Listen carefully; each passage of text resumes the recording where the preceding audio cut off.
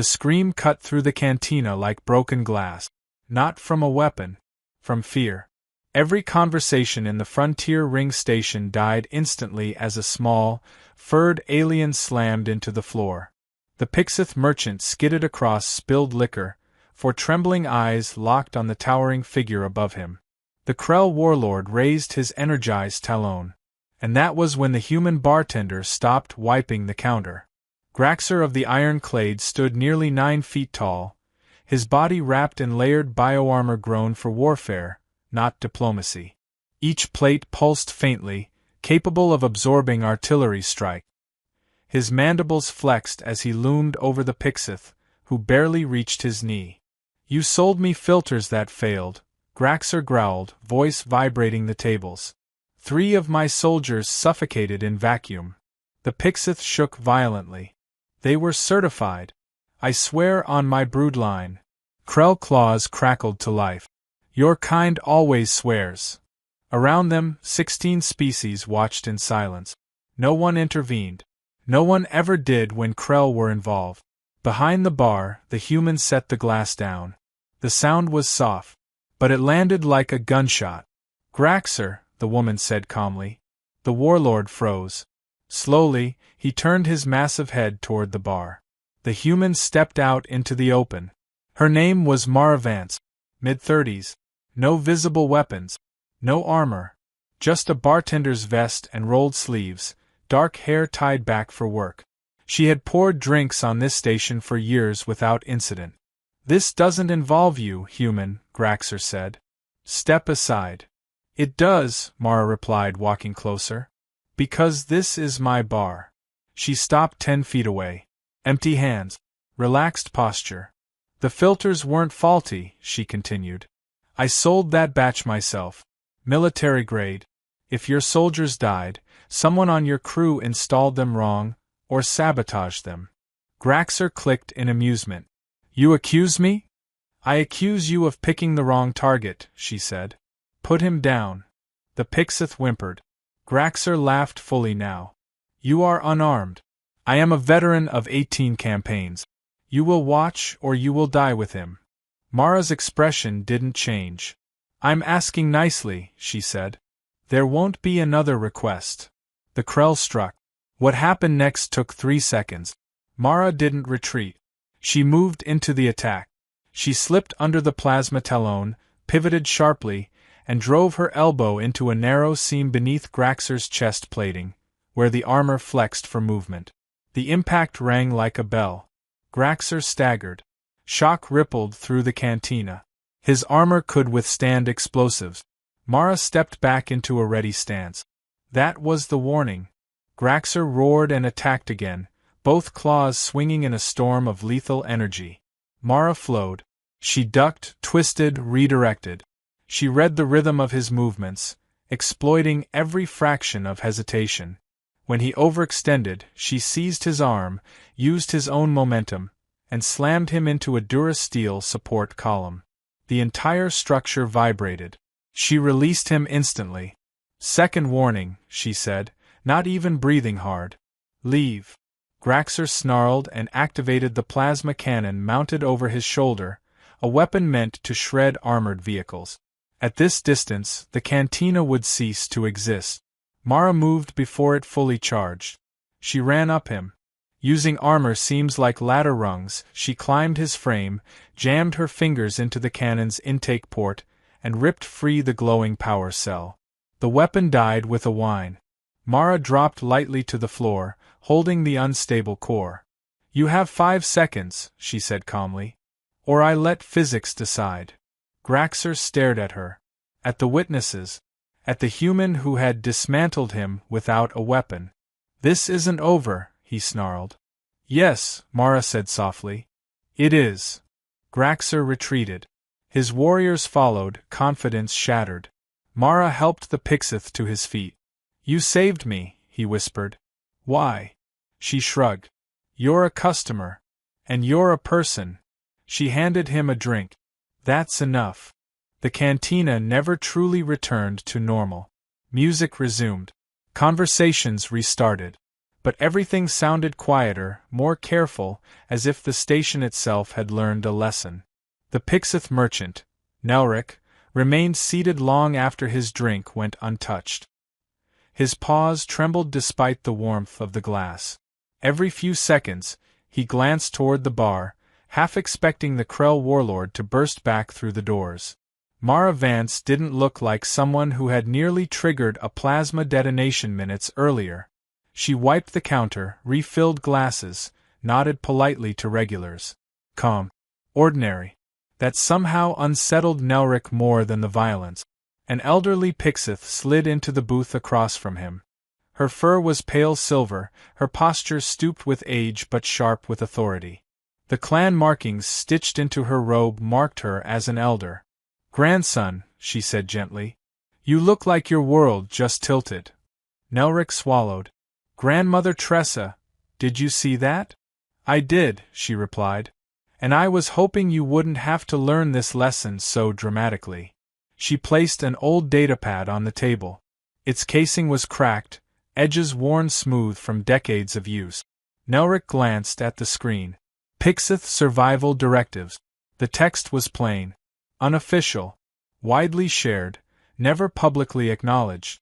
Tressa scrolled. At the top, one line was bolded, underlined, and repeated in 3 languages. Rule 1. Never provoke humans. Never threaten humans. Never harm humans. Never allow others to harm what humans protect. That's it. Nelric whispered. Tressa nodded. There is no Rule 2. Nelric's ears flattened. But humans aren't conquerors. They don't enslave us. They barely notice us. Exactly, Tressa said. Because we obey Rule 1. She tapped the screen again, opening archived incident logs. 30 cycles ago, when the Krell expansion reached our colonies, we resisted, she said quietly. We raised militias, built defenses, hired mercenaries. Her voice hardened. All failed. The screen shifted to a grainy recording. Pixith colony world. Krell warships in orbit, weapons charging. Then, a single vessel entered frame. Small. White hull. Medical markings. Human relief frigate, Tressa said. Mercy Dawn. The recording played. A human captain appeared on screen, unarmed, medical insignia visible. Attention Krell fleet, he said calmly. There are civilians below. Refugees. Children. If you fire through us. The Krell commander laughed. Your shields are meaningless. Move or die. We aren't moving, the human replied. And you won't fire. You cannot stop us. The human leaned forward slightly. I'm not stopping you, he said. I'm documenting you. Silence followed. If you destroy this colony, the captain continued, word reaches human space that you murdered medical personnel protecting civilians. Your species already knows what happens then. A pause. You remember the Vraxan Dominion? The human asked. 47 hours. That's how long their empire lasted. The Krell fleet withdrew. Nelric stared at the frozen image. They left, he breathed. An entire fleet. Humans don't protect us for advantage, Tressa said. They do it instinctively. And anyone who violates that instinct learns the truth. She opened more files. Krell slavers intercepted by human cargo ships that happened to reroute. Tax enforcers arrested by human peacekeepers who arrived impossibly fast. Time after time. No treaties. No announcements. Just action. We aren't allies, Tressa said. We aren't pets. We're something far more dangerous. Nelric looked up. What? Innocence, she replied. And humans have a saying, harm the innocent and the consequences will find you. Across the cantina, Mara laughed softly at something a customer said. No armor. No weapon. Just quiet certainty. She said I mattered, Nelric whispered. To humans, Tressa said, that is the highest status there is. She powered down the datapad. So we stay close, she finished.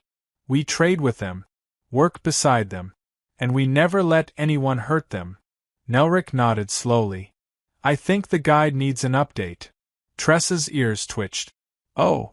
Rule 1 explains what not to do, he said. We should add what to do. He opened his own datapad and began typing. Nelric's claws hovered over the datapad, then began to move with purpose. Appendix. Conduct near humans. Stay close when possible. Trade honestly. Do not mistake kindness for weakness. When humans protect you, remember it. Tressa watched quietly as the words formed. And when others ask why humans help us, she asked. Nelric didn't hesitate. He typed the next line carefully. Tell the truth. He paused, then continued. Not because we are useful. Not because we are allies. But because humans decided we matter. Tressa leaned back, a slow smile forming beneath her silver fur. Good, she said. That truth travels farther than fear. Around them, the cantina shifted subtly. Word was already spreading. Krell warriors leaving in silence. Patrons whispering. Recordings uploading. A human didn't defeat a warlord. A human chose to. That distinction mattered. Across the room, Mara Vance refilled a glass for a nervous newcomer, a young Pixith trader fresh off a transport shuttle. His voice shook as he asked, Is it safe here? Mara smiled, easy and warm. Safest place in the sector. We don't tolerate bullies. Nelric watched the trader relax instantly. That reaction fascinated him. Grandmother, he said quietly, humans don't posture. They don't announce power. No, Tressa replied. They don't need to. She activated one final file on her datapad. A restricted compilation. Most apex species hunt to dominate, she said. Krell, Vraxans, Talori. They establish hierarchy through fear. The screen showed human responses. Interventions. Surgical. Overwhelming. Final. Humans hunt predators, Tressa continued. But only when those predators target the weak. Nelric's ears flattened. That makes them what? Wardens, she said. Whether they admit it or not. As if summoned by the thought, Mara approached their table with 2 fresh drinks. On the house, she said. Nelric hesitated. Why? Mara shrugged. Rough night. Tressa studied the human for a long moment. You could have let the Krell kill him, she said evenly. No one would have blamed you. Mara met her gaze without flinching. I would have. That answer landed heavier than any threat. Tressa inclined her head slightly, a gesture of respect few humans ever noticed. You come from a powerful species, Tressa said. Yet you serve drinks on a neutral station. Mara smiled faintly. Power's not about where you stand. It's about what you don't walk past. Nelric felt something shift inside his chest. And if defending us brings war, he asked. Mara considered that. Then war comes. No drama. No pride. Just certainty. She turned and returned to the bar. Silence followed her departure, not fearful this time, but thoughtful. Nelric looked down at his datapad and added the final lines. When humans protect you, do not question their reasons. When others doubt them, share the evidence. When predators test boundaries, remember, humans already noticed. Tressa read the finished appendix. This will spread, she said. Quietly. Like all dangerous truths. Nelric exhaled slowly. What if the galaxy realizes what humans truly are? Tressa's eyes softened. They already have. They're just hoping humans never stop choosing restraint. Across the cantina, a Krell mercenary at a distant table stood abruptly and left without finishing his drink. Mara didn't look up. She didn't need to. Nelric saved the file and transmitted it across Pixith trade networks, tagging it as essential survival knowledge. Within minutes, confirmations returned. Within hours, it would be everywhere. Not as propaganda. As guidance. Nelric raised his glass. To humans, he said quietly. Tressa lifted hers. To the species that could rule, and chooses not to. They drank. And somewhere across the stars, predators recalculated their risk. The frontier ring station gained a reputation. Not officially. No announcements were made. No warnings posted.